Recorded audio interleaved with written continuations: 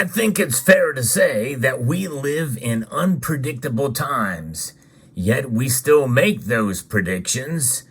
But in the reality is one thing that we know that's for sure is that anything can change, and it can change in an instant. I'll talk about that, especially with regards to gold and silver, as we explore.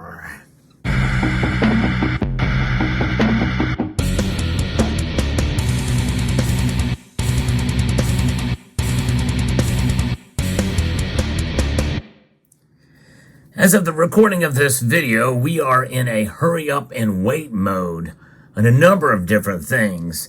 Things that have been predicted for a couple of years or many years since I started on this journey with you about precious metals and the economy and all the different things that can affect gold and silver's price. You know, right now geopolitics is pretty much front and center, but we also have domestic politics, such as what's going on in the House of Representatives.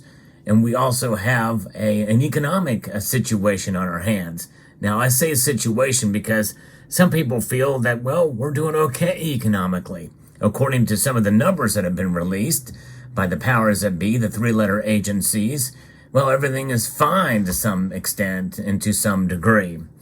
There's other data and metrics that are coming out that tell a little different story.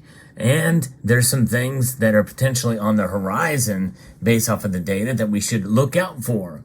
How long can we go before things start to turn to the downside or till we hit another recession?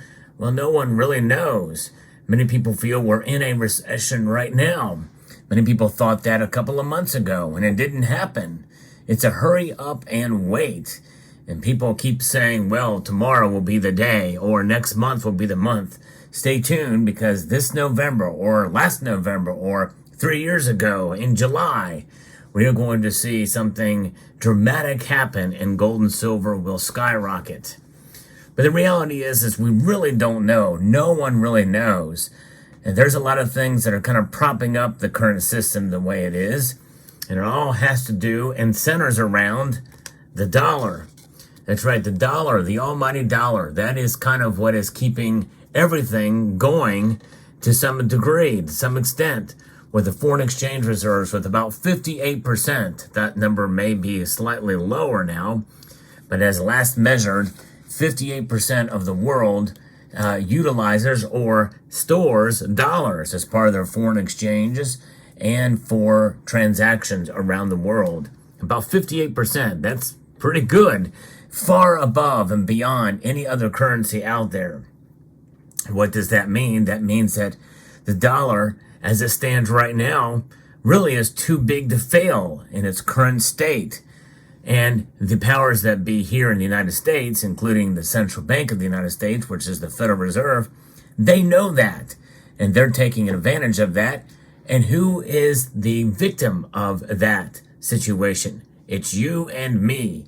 Because the value of this is dropping at a rate of 3.7% year over year. And that is a hidden tax on us all. Now, they want to try to get it back to 2%, and they know if this keeps happening and keep going at the rate it is now and gets worse, that is going to weaken the dollar. Right now, it's very strong, but they can only do it for so long, and they know it. But regardless, until people are uncomfortable, well, then they were just going to keep going on with the status quo. Because what does it mean to just go with the flow? To be comfortable. The status quo is comfortable. But many of us in this community, well, we don't fall under that line of thinking. We like to prepare, and we like to prepare in many ways. And obviously, the best way to prepare is to fight inflation by stocking up on non-perishable things that are prone to go up in price down the road. Now, there's some metrics, there's some things that have actually stayed about the same or even have gone down in price, but overall, inflation is hurting a lot of us for everyday goods and services. So I think that's one way to fight it. Another way is just to flat out prepare for the worst thing that could come. Some people take it to the extremes. We've heard about those prepper shows, and there's prepper channels that have been out there. You know, we have homesteading. We've got a lot of different ways for survival and stocking up on food, water, bullets, guns, all sorts of ways that you can prepare. And I think there's a modest amount of that should be done, for sure, at the very least, I think. I know I have done some of that. I think there's probably more I could do. And we also know that having things of value, things that not only may be good for you, but also good for trade if the worst happens. Now, the worst happening is what people have been predicting for a long time. Likely it's not going to get that bad, but nonetheless, we should prepare for a quick change and how quickly things can change, and especially with gold and silver. And I haven't even gotten to those metals yet, because what I'm showing you here are examples of coins that were used actually in transactions as money in the United States not too long ago. Both of these coins are under 100 years old. And so when you think about that in the grand scheme of history, the history of the world, gold and silver have been used as money for a long, long time. And they don't change. Really, it doesn't matter what is stamped on the coins. In this case, it happens to be the United States of America, and these were actually coins used in transactions, but it could be of any nation, really, the transactions and the denomination on these coins really kind of just reflects what the metal value is at the particular point in time when they were used. Nonetheless, things can change, and we should prepare for that change. And when we think about that, we usually are thinking that change is going to be negative, and I think it possibly could. There's a lot of things on the horizon right now that are giving us some hints and clues as to what's to come. I've recently reported about the mortgage situation, or the mortgage rates have hit 8% for the first time since the year 2000.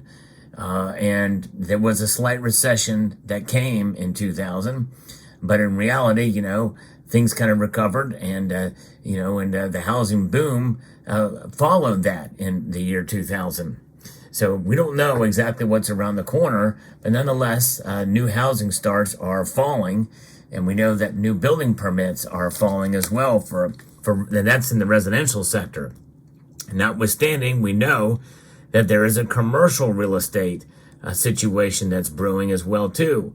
That very well could bode well, or not bode well for the economy if that starts to take a turn to the downside with persistent inflation, and we have a potential slowdown in the residential real estate market and a potential crisis brewing in the commercial real estate market, on top of several bank failures earlier this year.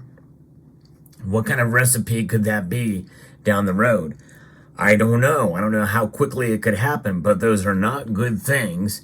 And keep in mind, during the crisis of 2007 and 2008, there were multiple months that spanned between certain bank failures before we started to see what was known as the Great Recession. Could that happen again? Most people think it will. Most people think we're going to see a recession of some sort in 2024. But we don't know how severe that's going to be. Many people feel it'll be more severe because inflation is going to be persistent and throughout that time. Aside from the Federal Reserve raising rates and keeping them high, inflation is persistent, and it has increased over the last couple of months. So that is the backdrop that we're looking at there in the domestic economic front.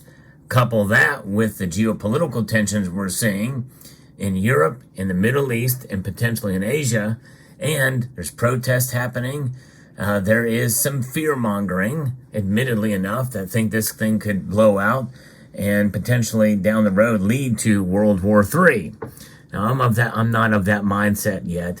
Most of history has, it may not necessarily repeat, but often it rhymes, and tensions tend to ease, and hopefully that will happen here, but we just don't know. There's unknowns here, and how quickly things can change. That's the point, how quickly things can change, and they could very well react with not only the overall markets in terms of the Dow, the S&P 500, the NASDAQ, and other markets, but gold and silver will directly be affected by these moves because people want to go to something safe, something that does not change. So how quickly things can change to where people start to go to those things that do not change. That's the message in this video, because gold and silver, they don't change. They don't increase in value. They maintain their value in spite of price fluctuations.